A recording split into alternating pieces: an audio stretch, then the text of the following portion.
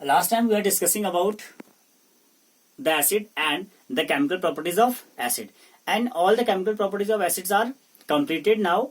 And here you have a topic in your NCERT called what do all acids have in common. ठीक है, वो कहता है क्या सभी एसिड्स आपस में कॉमन होते हैं या there are some differences in all acid. ठीक है, तो in your NCERT you have the first activity. In this activity, you show that you have some acids, and you have glucose and alcohol. ठीक है, उसमें आप ये check करते हैं कि किसका एक्वा सॉल्यूशन इलेक्ट्रिसिटी को कंडक्ट करवाएगा या नहीं कंडक्ट करवाएगा. ठीक है, दैट मीन आपके पास एसिड का एक्वा सॉल्यूशन है, ग्लूकोज का एक्वा सॉल्यूशन है और अल्कोहल का एक्वा सॉल्यूशन है. ठीक है, तो इन तीनों के एक्वा सॉल्यूशन में से किसका एक्वा सॉल्यूशन इलेक्ट्रिसिटी को कंडक्ट करेगा और किसका नहीं करेगा. ठीक है, तो I am telling you observation here only. ठीक है, तो ऑब्जर्वेशन था आपके पास कि जो एसिड का एक्वा सॉल्यूशन होगा वो क्या करेगा, कंडक्ट करेगा इलेक्ट्रिसिटी को, and these two solution are not conduct electricity.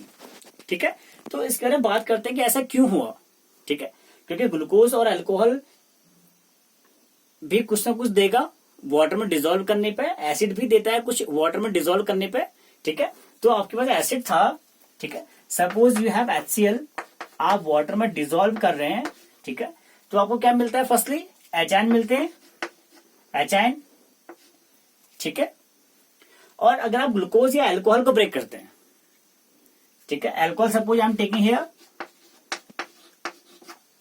The methyl alcohol plus water you have, तब क्या होता है, ये जो मेथिल अल्कोहल होता है ये अपने ही आयंस में टूटता है. ठीक है, दैट मीन ये जो मिथाइल अल्कोहल आपके पास है ये आपको कोई भी एचाइन नहीं देगा. That mean no formation of H ion. ठीक है, यानी कि एचाइन का फॉर्मेशन नहीं होगा. ठीक है, तो आपकी जो इलेक्ट्रिसिटी कंडक्टिविटी का टर्म्स है आपके पास या बेसिक फंडा आपके पास है वो किस पर डिपेंड कर रहा है, इन एचाइन पर डिपेंड कर रहा है, या कन से वो आयंस पर डिपेंड कर रहा होता है. ठीक है, दैट मीन द कंडक्टिविटी किस पर डिपेंड कर रही है, आयंस पर डिपेंड कर रही है. ठीक है, that mean alcohol and glucose are not give ion on dissolving water. ठीक है, वाटर में डिसॉल्व करने पे ये आयंस का प्रोडक्शन या फॉर्मेशन नहीं करते हैं. That's why these two are not conduct electricity in aqueous medium. ठीक है, और एसिड कर रहा है. Why acid are showing conductivity, because acid are giving ions on dissolving water. हम आयंस की बात कर रहे हैं और कौन सा आयन, एचाइन की बात कर रहे हैं. ठीक है, अब ग्लूकोज और अल्कोहल भी ब्रेक होगा अपने आयंस में, लेकिन वो अपने आयंस में ब्रेक होगा. ठीक है, बिकॉज होता क्या है, बिकॉज ग्लूकोज एंड अल्कोहल क्या है आपके पास, कोवलेंट बॉन्डेड कंपाउंड है आपके पास, जिसके बारे में डिटेल से पढ़ेंगे हम लोग 4th चैप्टर के अंदर.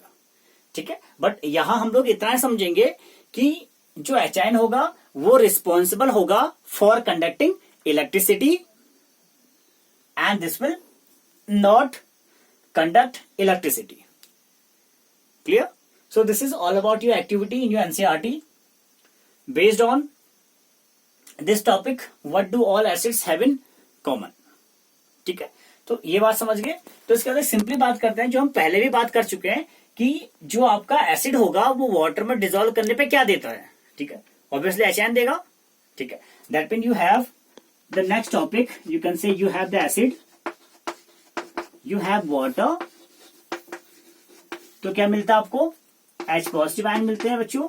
ठीक है, ये जो H पॉजिटिव आयन होता है ये रिस्पॉन्सिबल होता है किसी भी सब्सटेंस के एसिडिक कैरेक्टर के लिए. अगर किसी सब्सटेंस में एसिडिक कैरेक्टर है तो ड्यू टू दिस एचाइन. ठीक है, अब ग्लूकोज और अल्कोहल एसिडिक नहीं होता है. व्हाई, बिकॉज ये कहीं भी आपको एचाइन का फॉर्मेशन नहीं दे रहे होंगे. ठीक है, but acids are giving H ion. Why, because these are giving anion on dissolving water. Simple things and simple reaction you have.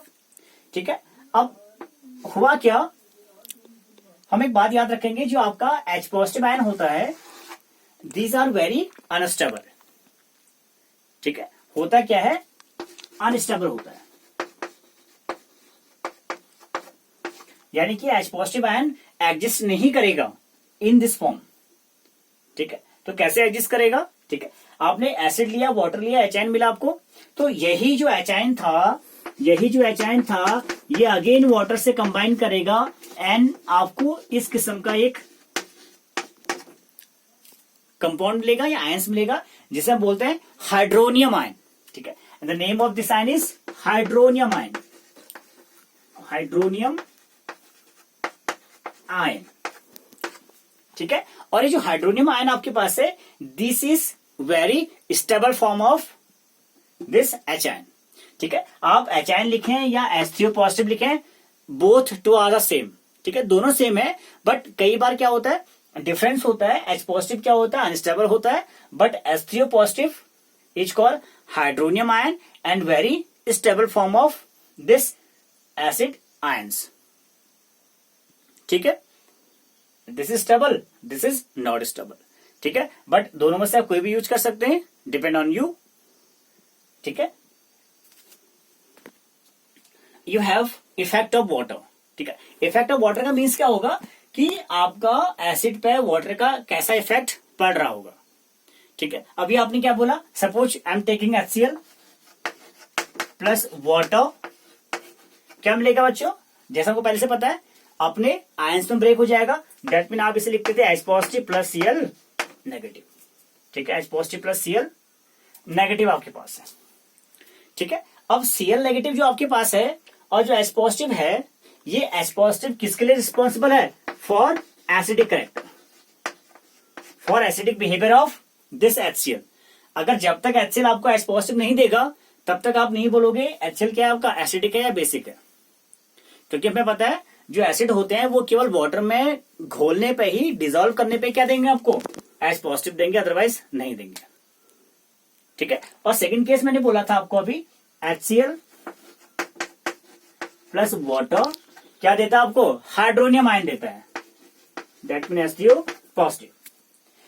This H positive and H3O positive both are same, but there is name is hydronium ion, hydronium ions. ठीक है, ये hydronium ion से किसका form है, इस H positive का form है। ठीक है, तो आप कह सकते हैं दीज टू आर सेम, ये दोनों क्या है, सेम है, बट जो H3O पॉजिटिव होता है वो स्टेबल फॉर्म होती है and H positive unstable form होता है। ठीक है, बस इतना सा क्या आपके पास माइनर चेंज है या माइनर डिफरेंस है इन दोनों के बीच में। ठीक है, एक तो आपका H पॉजिटिव मिल गया किसी एसिड में से, बाकी जो रेस्ट मिलेगा वो उसका दूसरा आयनिक पार्ट होगा, and this phenomena is called ionization. ठीक है, लास्ट में बात कर चुके थे आयनाइजेशन का। व्हाट इज आयनाइजेशन, किसी भी कंपाउंड का अपने कंस्टिट्यूएंट्स आयन में ब्रेक हो जाना, उसे कहते हैं हम लोग आयनाइजेशन। ठीक है, देखिए we are discussing about the effect of water.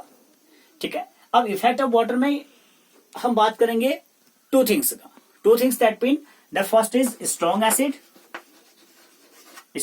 और second is weak acid, weak acid. एक बात तो क्लियर हो गया कि जैसे हम एसिड को डिसॉल्व करते हैं वाटर में तो क्या मिलेगा, एच आयन मिलेगा। ठीक है, और इस एच आयन के अमाउंट को, ठीक है, आपके पास किसी भी सब्सटेंस का अमाउंट होता है, ठीक है, we can say the amount of H ion, तो इसको हम एक नेम देते हैं particular in chemistry, that called the concentration. इसको हम बोल सकते हैं कंसंट्रेशन। कंसंट्रेशन का मीन्स होता है particular amount of this H ion या पर्टिकुलर अमाउंट ऑफ दिस या एनी अदर कंपोनेंट्स, उसे हम कहते हैं कंसंट्रेशन। ठीक है, अगर मैं आपसे कहूं कि आपके पास एक ग्लास में शुगर है, ठीक है, और आपका जो सुगरी वाटर था या जो after dissolving sugar in water जो सोल्यूशन मिला आपको, वो काफी स्वीट है, बहुत ज्यादा स्वीट है। ठीक है, तो हम क्या बोल सकते हैं, there is the concentration of sugar is very high. ठीक है, तो हम एक बोलने का तरीका है कि इस वाटर में शुगर का कंसंट्रेशन बहुत ज्यादा है। कंसंट्रेशन का मीन्स है अमाउंट। मैंने ये नहीं बोला कि इस पानी में बहुत ज्यादा चीनी घोल दिया आपने, मैंने क्या बोला, the concentration of sugar is very high in this water.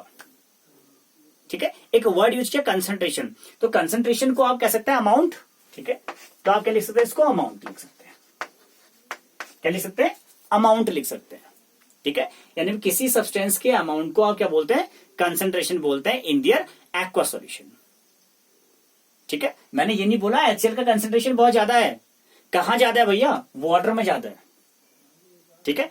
Particular free form में नहीं कह रहा हूं कि HCl का कंसंट्रेशन ज्यादा होगा, कहां ज्यादा होगा, डिपेंड अपॉन कहां ज्यादा होगा, किसमें ज्यादा है, वाटर में ज्यादा है तो ज्यादा खट्टा हो गया, वाटर में शुगर कंसंट्रेशन बहुत ज्यादा है तो ज्यादा मीठा हो गया, ठीक है। सो स्ट्रॉन्ग और वीक एसिड में क्या होगा, ठीक है, we can say in strong acid are those acids which are give the high concentration of H ion, ठीक है। अगर आपको कोई एसिड वाटर में घोलने पे बहुत ज्यादा H आयन देता है, ठीक है, तो you can say the high number of H ion, high number of H ion अगर आपको देता है तो this one is goes for strong acid, ठीक है। अगर कोई एसिड आपको बहुत कम H आयन देगा, ठीक है, you have the very low amount of H positive, low H positive ions है आपके पास, तो this will goes for weak acid. बात समझ गए, यानी कि सपोज आपके पास HCl था, HCl को आपने 10 ml वाटर में घोला, ठीक है। I am taking suppose you have the example of 10 ml of HCl, 10 ml HCl plus 10 ml water, ठीक है। तो suppose just for example here is 100 H positive ions, 100 H positive ions, ठीक है। और मैंने दूसरे में क्या लिया, एसिडिक एसिड लिया 10 ml acidic acid, that mean the CH3COOH acidic acid, plus again you are taking 10 ml of water, suppose here is only 20 H positive ions, ठीक है। एक जगह आपने HCl घोला, same amount of water, same amount of acid, क्या मिला आपको, 100 H positive ion मिले, और यहां मिल रहे 20 H पॉजिटिव आयंस, ठीक है। तो आपको ज्यादा कंसेंट्रेशन किस केस में मिला, HCl के केस में, तो आप क्या कह सकते हैं, HCl इज स्ट्रॉन्ग